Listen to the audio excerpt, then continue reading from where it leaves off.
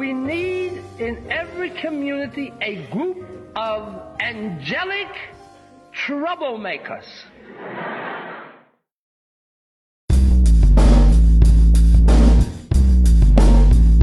Social justice,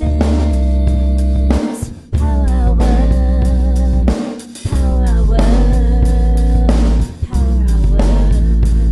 Social justice, power hour, power hour, power hour.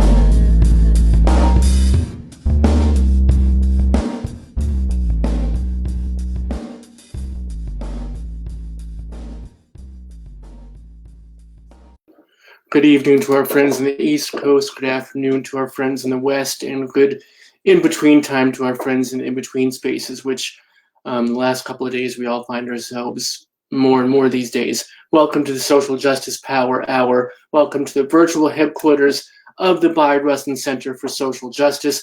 My name is Robert Say the Schreiber. I'm the chief activist here and also your host for this evening, as I have been for the past 200 some odd episodes. Many of them very odd indeed. It has been a pleasure and honor to be here. We have not missed a night of this show since the pandemic started, and we are thrilled to be here each and every night in virtual community with all y'all. So thank you for being here. It's been a tough couple of days. There's no getting around that.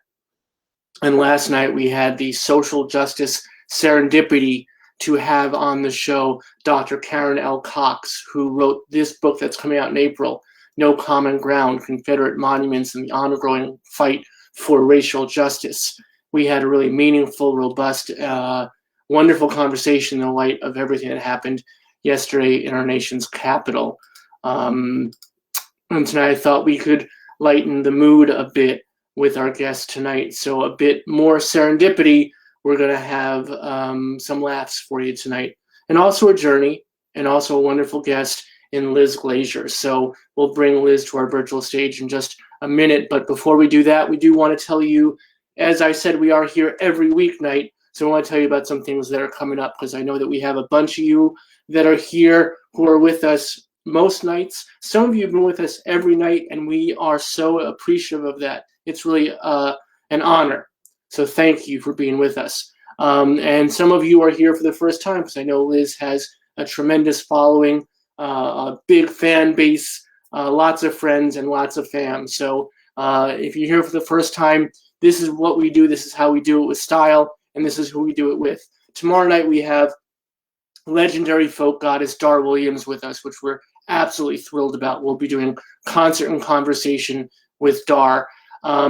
Coming up in January, we have Robert Jones Jr., who wrote The Prophets. This book has been blowing up the past week, and deservedly so. Robert has written an incredible book, a queer love story, a black love story, a queer black love story set hundreds of years ago. It is gorgeous, and so is Robert. So we're looking forward to that conversation. We also have, missed one, Liz Winstead, who I'm absolutely in love with. She was here during the summer. She is the co-creator of The Daily Show, Air America, for those of you that remember way back in the day, and now does incredible work with both the Abortion Access Front and Abortion Access Force. So we're looking forward to her being with us again, because we've had one meaningful conversation already. So it's part 2 Electric Boogaloo. Derek Delgadio, if you haven't heard of this guy, check him out. He is the real deal. He is an illusionist, magician, sleight of hand, has done this incredible show that was on Broadway a bit ago called In and of Itself, and it got rave reviews, and everybody from Bill Gates to our old friend Gavin Grimm went, and it was a toast to the town. And now Frank Oz has directed a film version of it, and that's going to be premiering on Hulu January 22nd, and he'll be here January 21st, the night before, to talk about the premiere, talk about this incredible show that's all about identity, so it's perfect for the Power Hour. Wesley Stace, some of you may know him from his stage name, John Wesley Harding, legendary musician, played with Iggy Pop, Lou Reed, Bruce Springsteen, among many, many others. Can't wait to have Wesley with us. Pete Souza, folks, White House photographer, for both Ronald Reagan and Barack Obama, bringing some of his favorite photographs from his time at the White House. Franklin Leonard, creator of The Blacklist. And finally, we just confirmed this yesterday, Jonathan Ive, who's been here before, author of Ali, A Life, the definitive book on Muhammad Ali, and Rosie Perez will be joining us. So we're absolutely thrilled about this. We'll be celebrating Muhammad Ali's birthday, his life, his work as a social justice warrior, as well as a boxer. So join us for that. You don't want to miss any of those. And those are just the freaking highlights of what we have coming up. We are here, as I said, every weeknight for you, because we believe, especially now, during the pandemic of Corona, during the epidemic of systemic racism, which we're still obviously facing from what we saw yesterday, one of the many reasons of what happened, one of the causes of what happened yesterday. We are here for you in beloved community, virtual community, gathering together. So be with us. But that's not why you called tonight. Tonight, we're going to bring the funny. We're also going to talk about a journey of a comedian, of a lawyer, of a person who fought for our community's rights. But let's start with this so you know what we're in store for. Here's a little taste of Liz Glazer. I have cats. It's pretty typical lesbo. I have 200. 1,000. We all live together in a U-Haul. It's parked right outside my ex-girlfriend's house, where she lives with my other ex-girlfriend. They're together now. I park behind the Subaru, unless it's being used, in which case I'll park behind the other Subaru, but I don't know that I fit into the stereotypes. So that's just a taste of Liz's stuff. We're thrilled to have her on the show. She is a stand-up comedian, writer, and actor. Before that, she was a law professor, a job she professes to have been very funny at as well. Not sure if it worked in the courtroom so much, but we'll find out. Liz has appeared on Out TV, performed on stages across the country in the before times, and opened for our old friend Mike Kaplan, who you may remember was on the show a while back, as well as Maria Bamford. Recently, she won the 2020 Boston Comedy Festival, in response to which she says, quote, "I'm really looking forward to every Hollywood door opening for me right now. I've been told that's how this all works, and I look forward to it," end quote. Until Hollywood does indeed come a-knockin', we are pleased as punch to welcome Liz to our virtual stage here at the Bayard Rustin Center for Social Justice Power Hour. Liz, thank you so much for being with us tonight. Thank you, Robert. I'm so happy and excited to be here. You know, as you were talking about the highlights for the next few days, I mean, what a list, first of all, and what you do is meaningful and impressive and awesome. And I thank you for what you do. And you mentioned Derek DelGaudio is coming on the show. I don't know him personally, but I did see his Broadway show. And I had like a moment that, so I'm sober, which I won't go into like the whole bit about being sober that I have, although I'll say this, which is that like I am sober, but I don't want to tell people that, because there's nothing that a sober person loves telling people more than that they're sober. Like, it's like a sober person has never been more addicted to anything in their entire life than telling people that they're sober. Because it's like in program, you know, they say it's one day at a time. I feel like it's like one day at a time, but then everybody's like, but I can tell everybody that I'm sober every single one of those days I'm in. So anyway, but I do then, that's the issue, is that I then want the credit for not telling people that I'm sober, which unfortunately means that I have to tell people that I'm not telling people that I'm not telling people that I'm sober. So I am sober, but you didn't hear it from me. But anyway, and like, I mean, for me, it's like, I didn't have I don't know, everybody gets sober if they do, however they get there. And there's no better or worse or wrong or right way. But I like, weed was my thing, and I got paranoid. And like, the example that I think of as like my kind of bottom, I guess, is that I one time smoked weed and then I uploaded a video to YouTube, and then the video immediately gets a thumbs down on YouTube, and then the door knocks, and I was convinced that the door knocking was the thumbs down person coming to get me. So that's like why I don't do it. But anyway, now like a real person, now I feel like I forgot why I was even on this. Oh yeah. So when I saw Derek DelGaudio's Broadway show that is being made into a Hulu show that is premiering on January 22nd, and he'll be on this show on January 21st, or is it? Done. Yeah? Okay. Yeah, that was good. Okay, awesome. Really, the reason that I'm here is to promote Derek, who I've never met in real life. Yeah. But anyway, I saw his show, and the reason that I went on the sobriety tangent is that as a sober person, there are moments in my life that I now enjoy and remember enjoying because they felt like the good parts of drugs felt like to me. And so examples are, one is that I have this thing that I can't explain, which as a former lawyer is like my favorite kind of thing because I love things that I can't explain. They're very exciting to me because explaining is kind of my natural, wheelhouse. And because while that may suggest that I therefore would love explaining, I also left being a lawyer, a journey that I would love to get to with you, and I appreciate your wanting to hear about it. But I feel like what I do is I actively avoid my law degree on a daily basis, but I'm still a lawyer. And so it's like I can appreciate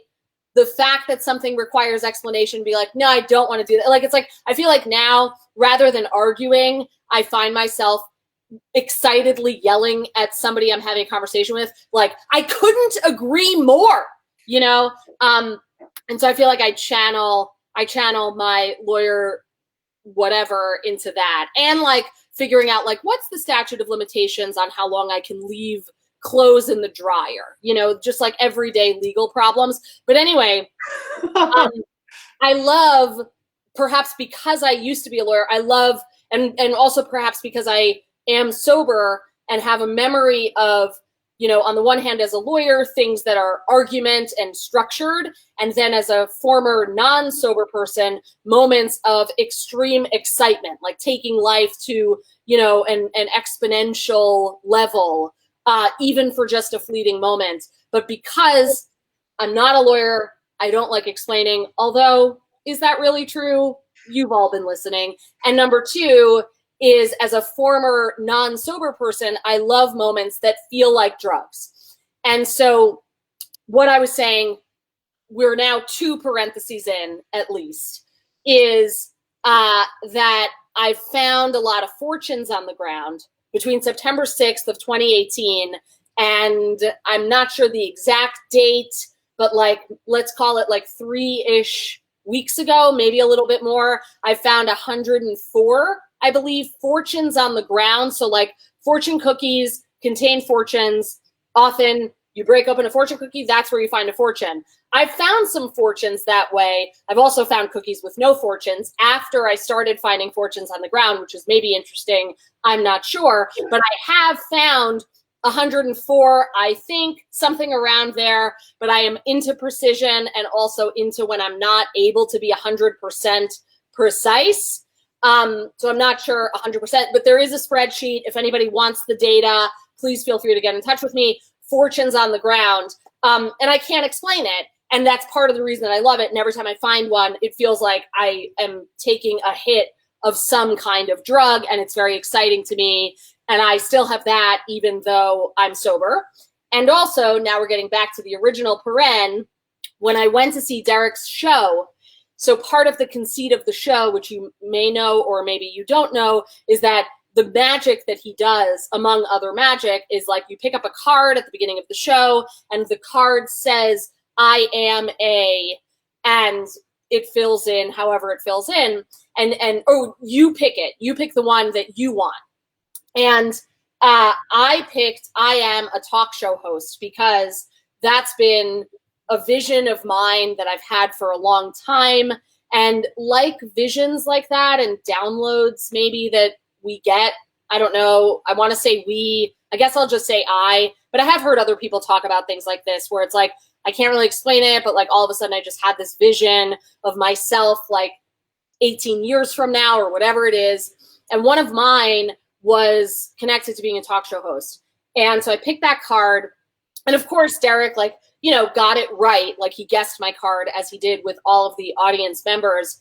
But, and I'm getting the story a little bit off because I wasn't sure I was going to tell it tonight because I didn't know you were going to say that.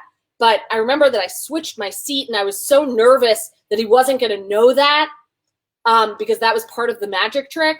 But when he said it, first of all, I was then the last person in the theater and he was like saying each and every person. And I was really scared that he was like not going to know because of the switching of the seats. And anyway, the direct quote from him was, "And you, my friend, are a talk show host." And it hit me as though he was telling me my future. And I'm not a talk show host yet. This story would be like 1,000 times better if I actually was. But maybe sometime when I am one, they'll play, I don't think they're going to play the whole clip, but a part of it, a part of this clip. So anyway, I feel like maybe I told you a lot just now. The show's over. That was the hour. Thanks so much, everybody. Yeah, exactly. You did tell me to be expansive. I did. So there's so many threads I have to pull at that now. Number one is, yes, let's get this out of the way. Derek's show and Derek himself is phenomenal. And I want to lay this on the audience because I do want to give you, there's so much you can't talk about the show and about him. Yeah. But he and I got connected by Michael Penn, wonderful musician who was on the show. I love Michael Penn, have a huge crush on him. He connected me to Derek. Derek immediately emailed me, sent me a preview copy of the show, and I was hesitant to watch it because I'm like, oh, magic, and so good, right? But it's just phenomenal. It's all about identity. It's all about it's just really breathtaking. Yeah. And I finished watching it, and I'm not going to ruin it tonight, but there's a connection to it that's so powerful. Oh, cool. For our center and for me personally. Nice. So I emailed him the moment it stopped playing. Okay. And he wrote back saying, "I knew you were going to email me, call me." And I was like, wow. This guy's fucking crazy. This guy, like either he's playing this long con and he's good, or he is really magic. And I believe he's really magic. I think there's something that I think so too. Yeah. And the second part of that story you just told is what I realize now is I have tremendous anxiety. So, and I'm not embarrassed to say it, we all deal with our stuff every day, and that's what I deal with. And, I'm proud that I'm able to function and do this show and do the rest of the things I do, right? And it's what we do. But I realize that anxiety is like drugs without the benefits. Yep. It's like anxiety is like none of the fun part of drugs, but that knock on the door, you're like, yeah, what hell is that? And that's anxiety without like being high and having the fun part and the munchies. Right. That's true. And I remember one of the reasons that, as you said that, I lit up in my face is one of the ways that I stopped taking drugs is I journal every day.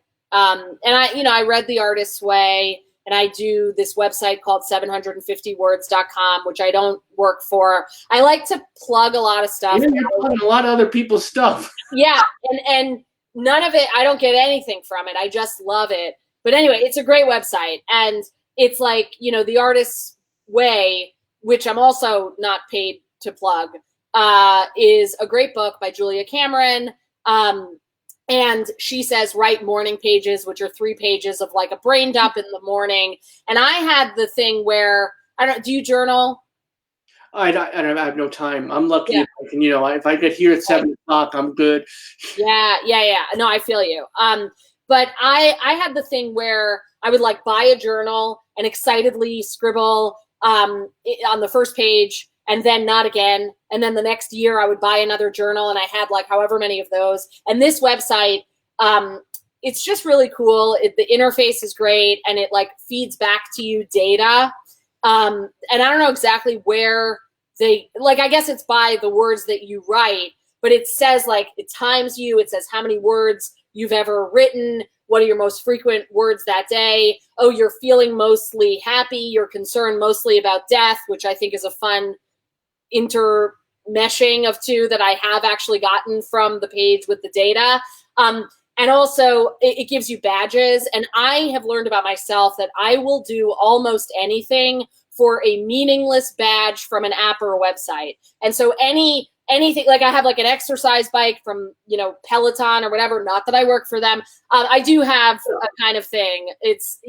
But anyway, they're great too. And they give a lot of badges. And so I go on the bike for one and only one reason, which is I'm like still in the game for stickers. I don't think I ever grew out of that habit from 3rd grade.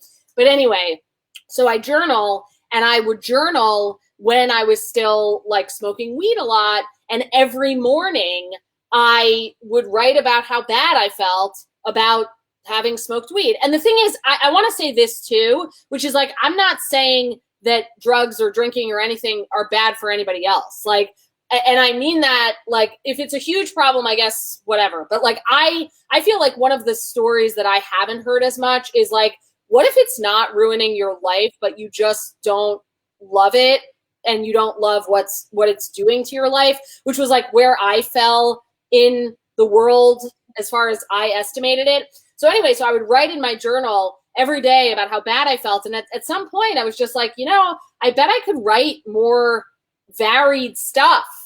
Like I'd write about different topics at the very least if I wasn't so consumed with feeling bad about what I did the day before. And so that really was why, because I wanted more interesting journal entries. And so that's the reason that I stopped. But I would journal, it was kind of... I just want to get this straight for our viewing audience. You got sober so you'd have better journal entries. I think so. I think at some level, yes. Sober. I think that's fantastic. Thank you. I toast you. Thank you. Me too. This is Tazo Wild Sweet Orange Tea. I'm also not sponsored by them, but at this point, let's call it a bit. It's fantastic. What is that? What's yours? Zero. What? Coke Zero. Oh, Coke Zero. I thought you were saying opium, and I was like, amazing, yes, casual reference, opium. Okay, so yeah, I think that to some degree that is true. But one of the insights that I remember having was I was like, I think I'm addicted to the anxiety. And not that I don't have anxiety now, but that was like sort of another kind of flash insight that I remember having. So anyway, all of that to explain, again, she started by saying she hates explaining what I was reacting to when you said that that's what you were addicted to. So it resonates. So I just want to do is I'm going to ask you one more question, and I'm just going to leave the room, and I'm going to come back at like 6:59. Oh my God, Robert, I'm so sorry. That's fantastic. No, I often say to folks, and I didn't say this to you before the show in the green room, as it were. Yeah. One of my favorite guests ever was Sydney Ballou, and Sydney is a transgender boxer, ballroom extraordinaire, like just this incredibly interesting individual. And I asked Sydney one question, and 45 minutes later, I popped back up on the screen. It was beautiful. I loved it. I was like, whew, a night off. I was thrilled. Okay, well, I'll do my best. You've been doing quite good. Thank you. Well, right? Quite well. So let's talk about, you keep mentioning you were a lawyer first. And this is, most comedians start, that's their thing, and they start when they're like 12 years old. They go to the comedy shop, and they go to the comedy store, and they're on the street, but your journey is different. Like you found your comedic voice after doing this other thing, which was, and you're also a professor too, right? Yeah.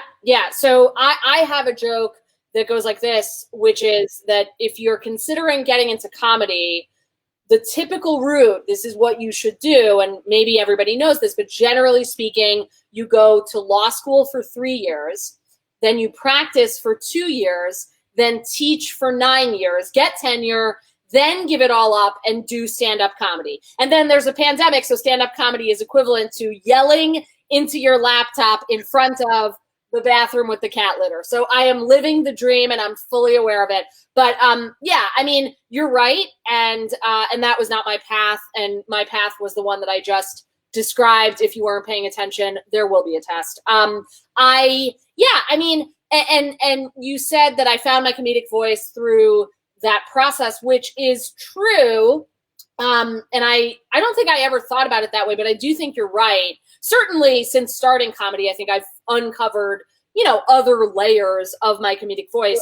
But I do remember, especially when I was teaching, that, people would tell me that I was funny. And like one time, somebody would like the hallway where I taught one of my property classes, which was like a big lecture.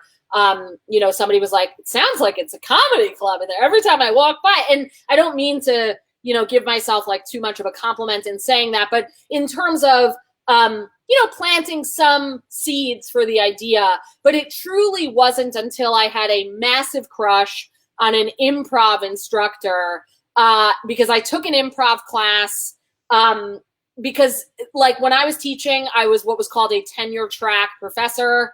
And so, in academia, generally, when you start your job, whether you're on track to get tenure or not. And so I was on track to get tenure, which is a good thing.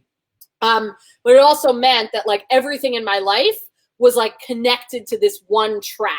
And I think after 4 years, that was when it was, I just was like really existentially at my limit about that. And I just was like, I want to do something that's fun. So I take this improv class. And, of course, the irony is that then it becomes connected to like every goal in my life. But the reason that I took it was because it was goal-less, in my estimation at the time. And the person who taught it was this woman who, I had a crush on, but I think I've learned to understand that it was more of a talent crush. Not that she wasn't like amazing, because she was, but also it was like, I was so afraid of whatever it was that even led me to take this class to begin with. And like certainly being free on stage and performing to, looking silly, like any of these things was just going to be incredibly attractive to me, because I was so scared of uncovering anything like it in myself. Does that make sense to you? Mm-hmm. Okay. And so anyway, so she was that. And then a little bit of time goes by. I'm still teaching. I had taken the class like maybe a year and a half prior. And I get back in touch with her because I wanted to just take another class, but she was no longer teaching classes. And we were Facebook friends. So I messaged her and I was like, hey, are you, I see you're not teaching anymore. Would you do like one-on-one improv? Which sounds like it could have maybe innuendo, but I really meant it. No, I don't know. Yeah, no, I really like 100% was like, I just want to be around you, like, teach me everything you know. And also I did have a crush on her, but I wasn't like trying to date her, No, I just want to be around you all the time, and I want to learn everything you know. That doesn't sound at all suspicious. I don't know. I mean, I don't mean it like I really, whatever. I'm just like trying to explain. There I go again. The way that I felt about her and whatever. And so anyway, so I showed up to our meeting about one-on-one improv. And I don't know if this is 100% relevant, but I was on some Adderall at the time. And also I did a dare with the barista at the coffee place where we met. And I took 18 shots of espresso on this dare. And I'm already at this level of energy, which I feel like maybe is a lot. I don't know, because I'm me, but it was this plus a lot. And so I think that on that basis, this improv instructor like may have interpreted all of that caffeination as stage presence, because she was like, have you ever thought of doing stand-up comedy? And I was thrown because I thought we were going to discuss our one-on-one improv. And then I said no. And she said, well, would you do stand-up comedy on this show that I'm producing? And honestly, she could have said, would you jump off this bridge? And I don't know that I would have jumped off the bridge, but I'm like, which bridge are you going to be there? And so, I would have shown up at the very least to the bridge. And so she asked me to do this, and I was like, sure, you're going to be at the show? Yes, I'll do stand-up. And I mean, the joke that I have about that set arose from a thing I really said to my therapist, which was that first time was like having a professional orgasm, in that it was just like a regular orgasm, but I was 100% sure that I was having it. And it was just like I liked teaching a lot, and I could bring a lot of myself to my teaching. And I guess comedy too. Like, I don't know. I wasn't like a class clown or anything like that growing up. I was always very like obedient, but I think I always had, I don't know, I guess if I would like describe my sense of humor, it's sort of like approaching the world with like a half smile, you know, like just kind of looking at things around me and being like, okay. And then that's, I think, where the commentary draws from in terms of me making fun of myself or me making fun of my family or whatever it is that I talk about in my comedy. I think it stems from that. And that happened certainly when I was a lawyer and when I was like sitting in faculty meetings and being like, these people, you know, like I do think that it was, you know, came from there. But anyway, when I did stand up for the first time, I had no idea what I was going to do. I opened a package on stage that my mother had sent to me, and I saw it on my way out the door to the show. And somebody told me that it's good on stage to be vulnerable. And I was like, okay, I don't know how to be vulnerable at that time. I really don't think I did. And I've worked on that a lot since then. But I knew that a cheat to being vulnerable is just not knowing the answer to something. And so I get this package. I didn't order anything. And so I was like, at the very least, I do not know what's inside the package. And so I opened the package. What it was 18 vinyl suit covers that my mother had sent to my apartment from Amazon, which I don't mean to advertise. Buy vinyl suit covers from your local person of color owned place of business. Hopefully they're also gay. But I guess, you know, the overstatement there is obviously a joke, but like, if you can buy from not Amazon, I definitely don't mean to advertise Amazon. But she did order them from there. And they were horrible, the worst. No, anyway, so I open up the vinyl suit covers, and the reason my mother had sent them was a week earlier, she had been to my apartment. She noticed that one of my two white fluffy cats, I have two, Jack and Mona. Anyway, Mona would sit on top of my suits that I would wear to school in the closet, and her white hair would descend from her body onto the suits. And my mother was like, Elizabeth, and I go by Liz, but it's like she paid for every letter and vowels are expensive. So anyway, she was like, Elizabeth, you have to get vinyl suit covers. And I was like, I will, Mommy, I will. And she knows me, so she knows that I wouldn't do it. So anyway, so she just ordered them for me. And then I'm sitting on stage and this is what's in them. And I guess, I mean, number one rule of comedy is that vinyl suit covers are funny, especially if they're from your mother. But number two, I think maybe the vulnerability light of like not knowing what was in the package, coupled with the fact that I couldn't not be myself in that moment and just explain to this audience of like befuddled people of like, why is she opening a package on stage? And I think even though I was so new at comedy, I had no idea what I was doing. And arguably, you know, I mean, I'm still learning. I don't profess to be like an expert. But I think that the virtue of that night was like, I was just really me.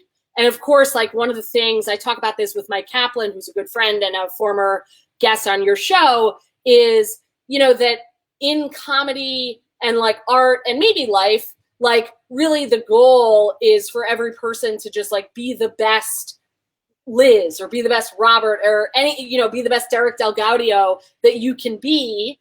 And it's not about, you know, being better than anybody else or being better than, you know, some version of yourself that you have in your head, just like being the most you. And I think that, you know, there's a lot of truth to that. And of course, there's still the ability to master a skill, right? But to then integrate that skill into how you are as a person. So anyway, that was what happened. And that's the night that I like had my first experience doing stand-up, loved it, and was delusional enough to think it went really well, which was necessary for me to believe that I could do it. And I think, you know, I don't know, I imagine that this could resonate with a bunch of people, but especially people who've started on a journey of like, I'm going to do something really, you know, just be me or whatever, and like take on something entirely new. Especially, I mean, I was 33 at the time. And so I had enough like success, I guess. Like at that point I had just gotten tenure. And so in that sense, I was like aware that I could do a thing, you know, and like maybe even like a hard thing or whatever. But like I was starting something totally new, and I wasn't good. 100%. I wasn't good, but I was very me, which like, I feel like if I look at my comedy in middle years, like between now and this time, if I look at the middle, that's when I really cringe, because I was less me and also less good. Whereas at the very beginning, I was awful, but so myself, you know? And so in some ways I like those sets more than I like the middle. But anyway, obviously that's like a huge topic about like creativity and the gap, like Ira Glass talks about. But I'm trying to think of like where to land this, because, well, I mean, you just asked about comedic voice. The thing that I'm trying to decide whether to launch into is another like divine maybe sign that happened the day after that first performance. Okay. All right. Let me do this first. Will I interrupt your train of thought if I come back up? And No. first, I want to give a shout out to Mike Kaplan. Introduced us, and he is a very unique comedic voice, obviously. Yeah. You guys do a show together. We do. Is it weekly, or is it every now and then? Yeah, we've now started calling it Weird Week Wednesday, because one weird week, like in the news, not that any week isn't weird, which was also part of why we decided to call it Weird Week Wednesday. Like we had done it on Friday, and then we changed it to Wednesday because it was a weird week. And then we're like, every week is a weird week. So basically all of that to say, every Wednesday, usually at 7, we're on Instagram Live, and we take questions and like give advice. And I just want to say he's also like one of the sweetest people. Yeah. He is just kind and thoughtful. Yeah. And really compassionate. And just giving a plug out for Mike. There's a plug out for a person. Yeah. You could buy his album, AKA. Yeah. Whatever comedy albums are sold. He's terrific. The best. Yeah, love him. So, okay. So go back. So comedic voice, part 2, Electric Boogaloo. Go. Yeah. So, okay.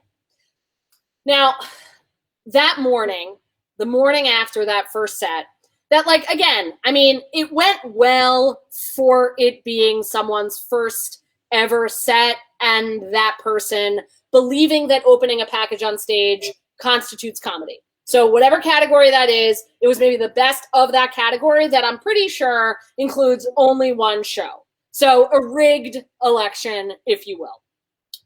But there was no convincing me of that the morning after. And the morning after, I was convinced that I had played Madison Square Garden the night before and just did amazing.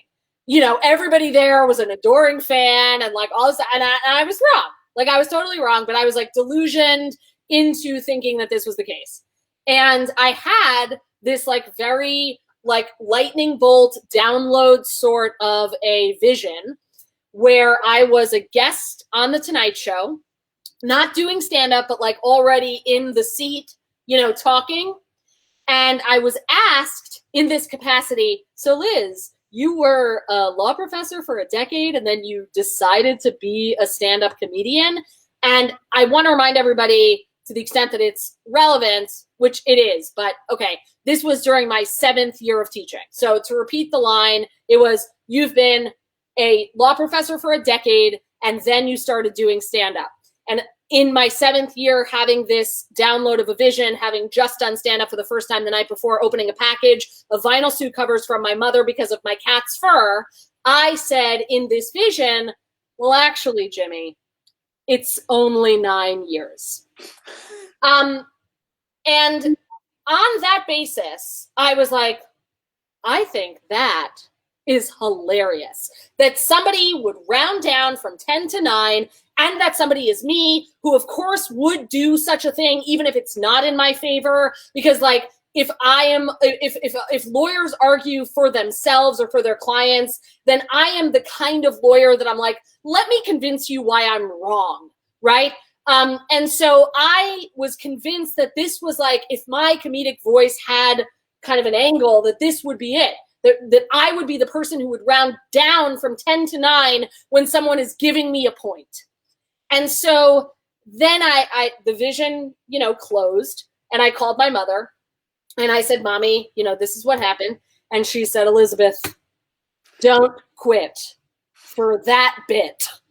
Especially because I'm not even sure that it's funny. And I was like, Mommy, I am now somebody, like, I know I just started last night, but I think went really well. And she was like, it was because of my vinyl suit covers. I'm the comedian. Anyway, so then, so I kept this in my head. Right. And I don't actually fight with my mother as the characters of Me and My Mother do in like bits. And so when she said that, I did take it really seriously. And I was like, yeah, I got a good thing going. I have tenure. I have a job I can't lose, basically. And so why would I quit? Like, that just makes no sense. And anyway, but again, it is relevant that this was year 7 that I had the vision, and the vision was about year 9 in response to Jimmy Fallon saying I had been a law professor for a decade. Then, so I have the vision, and I'm like every day telling myself, like, don't quit for a bit, especially if it's not even funny. Anyway, then a year later, so year 8, I get a phone call from the dean of my law school, and that phone call is offering every tenured faculty member. So he was going down the list, and I was one of the tenured people because I had just gotten tenure at that point, just like a year and a little bit before. And so he was offering every tenured faculty member buyout packages. And that was like a move. I think the school's fine now, but like at the moment, that was a decanal decision on the basis of some, problem.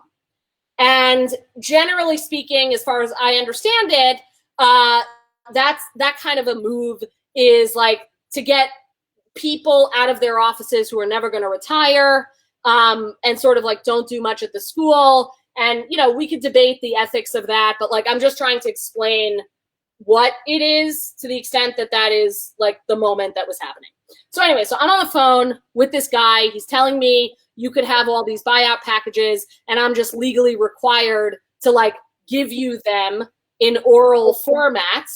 And so I'm like taking them down in my planner, and it's complicated. There are like complicated tranches, like, oh, well, somebody could elect to do, quarter time, an eighth time, half time, whatever, and you get money in exchange for your giving up a certain aspect of your position that you hold due to your tenure in, going forward with whatever this buyout is.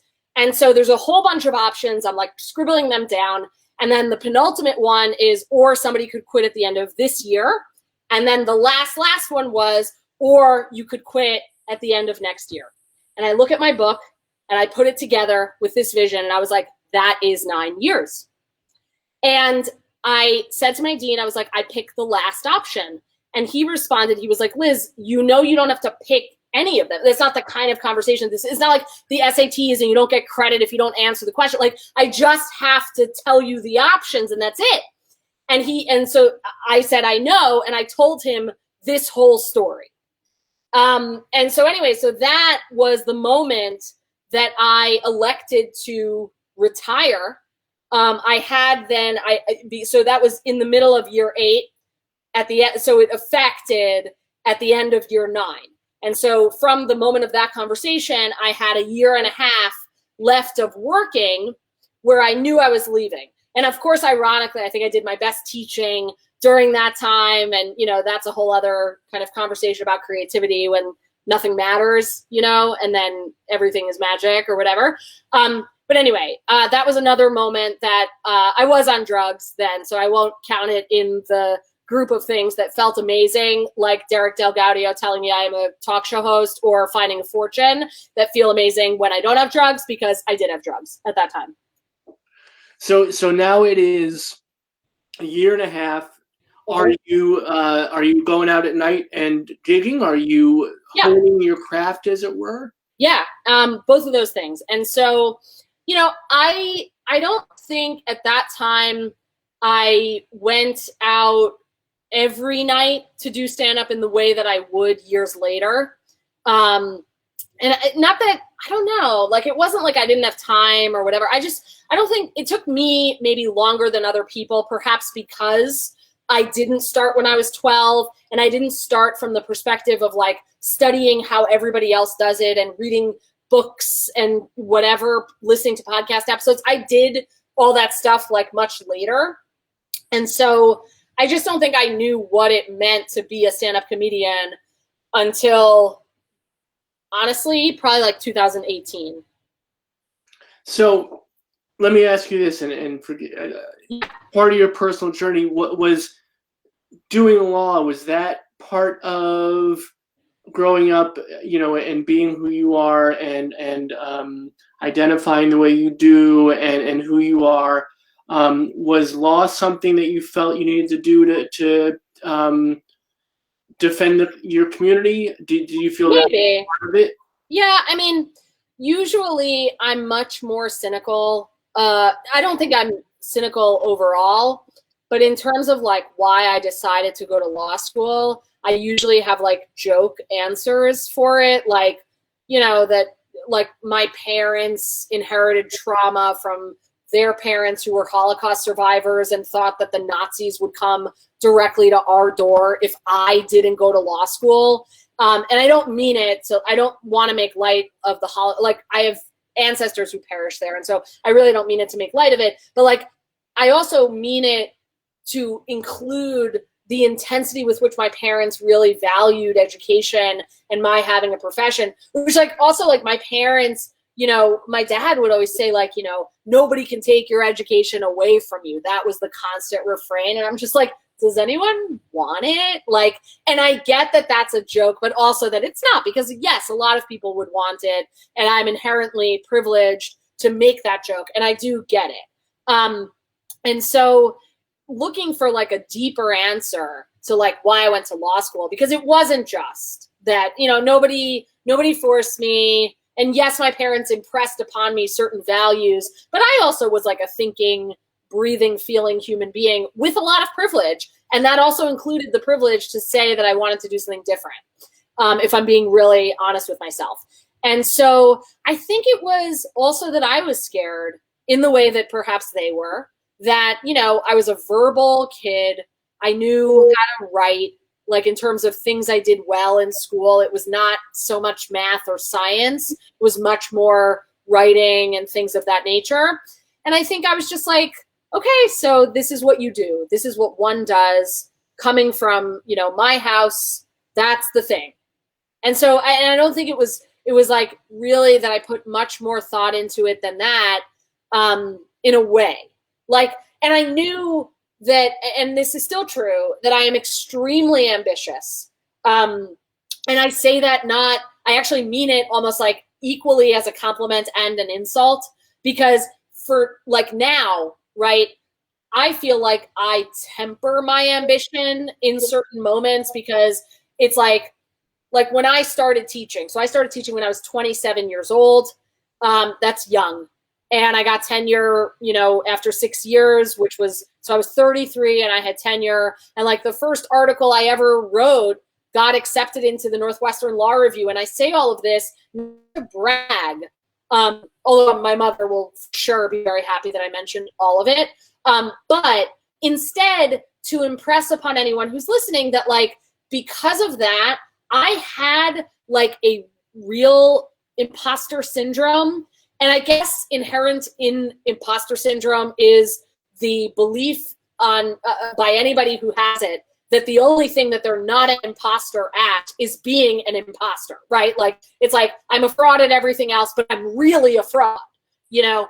And I guess, you know, I'm still under the impression that I was one in law, not because I didn't deserve the job or I didn't deserve to go where I went for law school. I didn't deserve, you know, the publication placement that I had or any sort of accolades. However, What I didn't have was a passion for the subject matter that I saw in other people. And so I remember when I was a law student that there was this guy, you know, who just like loved it. And I remember really admiring him, not because he was so smart, but because he loved it so much. And there was somebody I knew in practice who just like, he once asked me after I was like up all night for a closing, I come to work the next morning and he's like, Liz, are you having fun? And he wasn't asking it to be smart or fresh. He was asking it like as though our shared job was a woman he had a crush on and he couldn't help but talk about her. You know, and I remember receiving that question and I was like, fun, like maybe this is fine. I didn't think fun was on the table, you know, and I have an example also from when I was teaching of this guy who I would come into work and he looked like he was working in a chemistry lab and, you know, was so enthused with the work. And it wasn't that I didn't like it or I wasn't good at it, but I knew I could see the passion that these people had for the work. And I recognized it enough. And now I guess I would say, you know, if you recognize it, like if you spot it, you got it, is some truth that I believe because it rhymes and everything that rhymes is true. But in seriousness, I do believe that I could spot that passion because I had a connectivity to it in my soul, you know, but also that I remember feeling a departure from it because I was like, but I wouldn't rush right after the final exam in one subject to go outline the next few cases for the other class that we're taking that doesn't have a final for 3 months, which was what this guy in law school did. But I recognized enough that I wanted to do something that I felt that way about. And now I feel that about comedy, acting, writing, about myself, you know?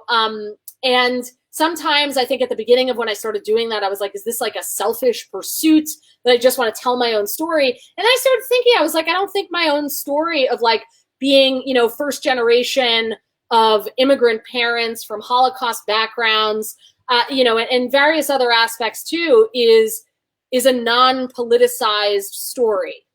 You know, I'm gay, as the clip demonstrates, and I imagine is relatively obvious, although I don't want to assume about myself. I feel like sometimes when I say that joke, I'm like, am I like insulting somebody else because I have a joke about lesbian stereotypes? So I just mean to say I'm gay, and that I love U-Hauls and Subarus, and cats.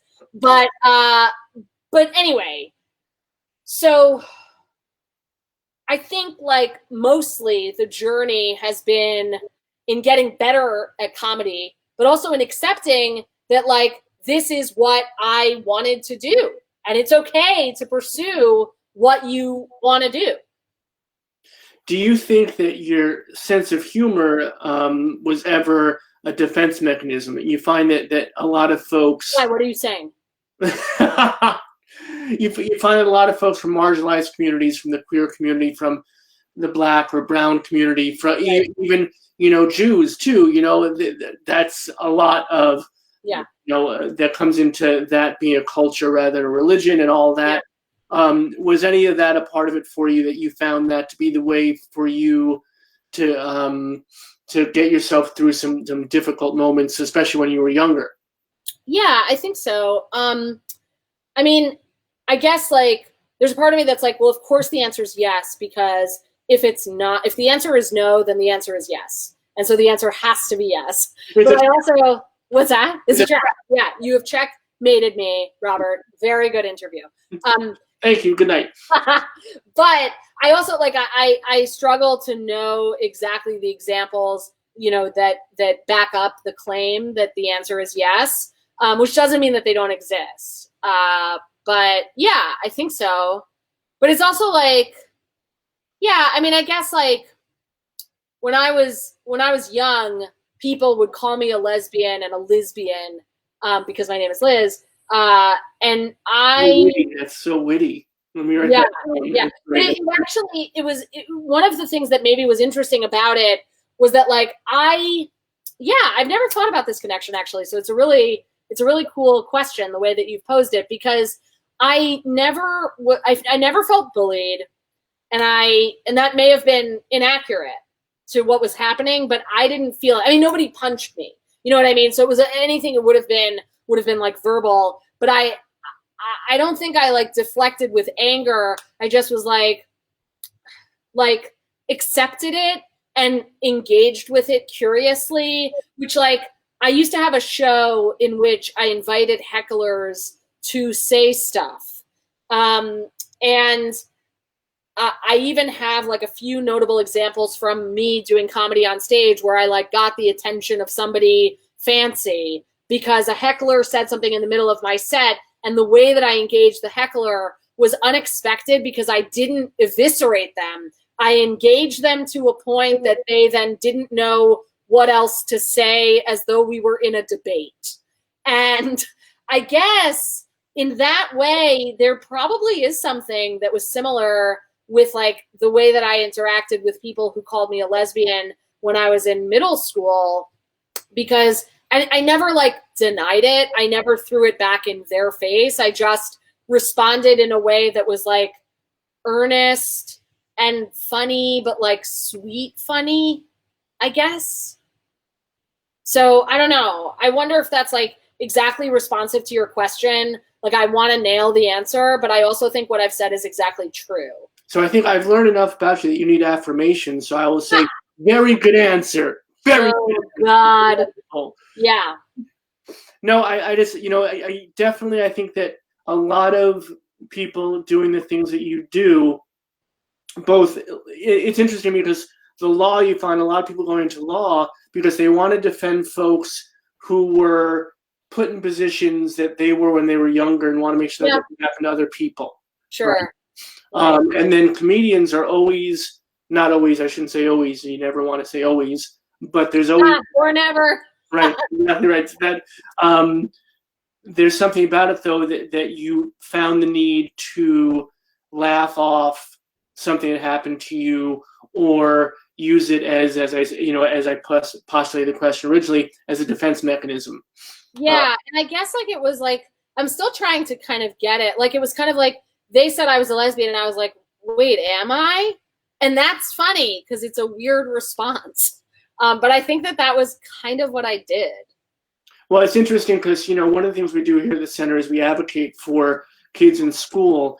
And there's so often that teachers, or especially administrators, it's a horrible trend. Administrators will say to them, oh, if you weren't so gay, or if you didn't project the way you do. And the kid themselves is like, I never thought of that. Like right.